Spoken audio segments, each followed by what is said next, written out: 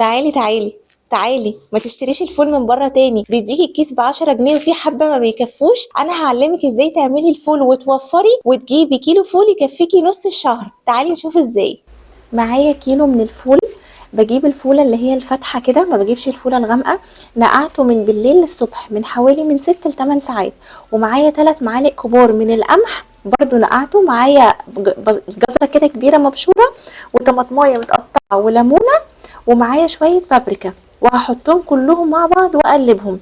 الجزرايه تكون حلوة كده مبشورة، وطماطمايه متقطعة، والليمونة دي عشان تحافظ عليه ان هو ما يسودش. وكلهم هقلبهم في بعض، ورشه البابريكا برضو بتديني لون حلو قوي.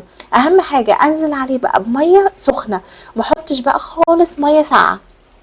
هنزل لحد ما ابتدي ان انا اغطي وش الفول كده كاني بعمل رز، بالطريقه كده دي شايفين. ولازم بقى اسيب مساحه صباعين كده ما بين زي ما وريتكم الحله وما بين اللي فوق، علشان لما بتبتدي ان هي تغلي تاخد وضعها في الحله او الدماسه. بس انا هنا اخترت اعمل لكم الحله عشان اللي ما عندوش دماسه يعرف الطريقه ازاي.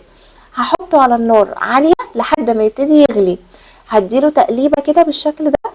اول ما الاقيه بقى ابتدى ان هو يدخل في الغليان بالشكل اللي انتوا شايفينه ده، هبتدي بقى ان انا اغطي وهدي بقى النار عليه خالص، اقلبها بقى شمعة. بعد حوالي ساعتين كده فتحت عليه اشوف المية بتاعته انزمها، اديته تقليبة كده. وبعدين لو لقيت المية نقصت ابتدي ازوده مية سخنة تاني، اهم حاجة تكون سخنة. لو لقيت المية كويسة خلاص، بس نحاول ان احنا مش قبل ساعتين ان احنا نفتح عليه. بس هنا غطيته وسبته بقى، هو محتاجش مني مية تاني. قبل ما يدخل بقى في التسوية هجيب معلقة كبيرة من الدقيق ومعلقة صلصة وشوية مية، وهقلبهم كده مع بعض بالشكل ده. وابتدي بقى ان انا انزل بيهم على الفول، بيربط معايا الفول ويخلي لي المية بتاعته تحفة زي المية التقيلة اللي احنا بنجيبها من بره.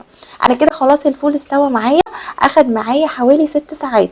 هنزل بقى بالخليط اللي انا عملته ده، هبتدي اديله تقلبتين وغلوة الدقيق بس يستوي، وهطفي عليه النار على طول. شايفين بقى دلوقتي القوام هيبتدي يتقل، وانتي بتقلبي كده هتحسي ان القوام ابتدى ان هو يتقل. معلقه واحده بس من الدقيق اهو، بصوا بقى عامل ازاي. مجرد ما احس ان هو خلاص بدأ يتقل في ايدي كده، هطفي عليه بقى ايه النار. بصوا بقى الجمال بتاعه، ولا اللون بتاعه كهرمان، مش قادره اقول لكم على لونه وجماله، ولا ريحته اللي كانت قلبه البيت كله من اول ما حطيته على النار لحد بعد ما استوى كمان. خلاص كده بقى الفول جهز معايا. وعايزه اقول لكم ان لو خلص الفول انا مش مسؤول من جماله، مش هتقدروا تستنوا عليه. ده انا عايزه اقول لكم بقيت اكله كده وهو لسه سخن. بصوا اللون والقوام، الشكل بيتحدث عن نفسه، يعني مش هقدر اتكلم كتير في الحته دي خالص. شايفين اللون والقوام عامل ازاي؟ ولا اجدع فول من بره. ليه تشتري من بره بالغالي والكيس ب10 جنيه وب20 جنيه ويقضي يا دوب سحور واحد؟ لا، ده احنا بالفول بالكيلو ده هتقعدي بقى تقسميه اكياس على حسب سحورك كل يوم، وممكن يقضي معاكي نص الشهر لو انتي ما بتستخدميش منه كتير. زبدة، شايفين بقى الزبدة عاملة ازاي؟ الفولة مش مستحملة. بصوا هوريها لكم كمان بقى كده بالايد.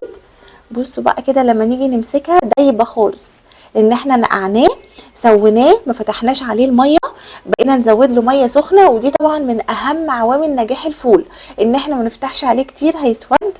ما نحطلهوش ميه بارده، ما نحطوش كده على طول، لازم ننقعه مده حلوه. الفوله تكون فاتحه زي ما وريتكم شكلها كده في الاول. بصوا بقى، بصوا الجمال واللون والريحه والطعامه، انا مش قادره اقول لكم. بصوا ايه رأيكم؟ يا رب الفول يكون عجبكم وتشجعي كده وتشطري وقومي اعمليه، وما تخليش حد يضحك عليكي ويديكي الكيس قد كده ب10 جنيه. وكل سنة وانتم طيبين.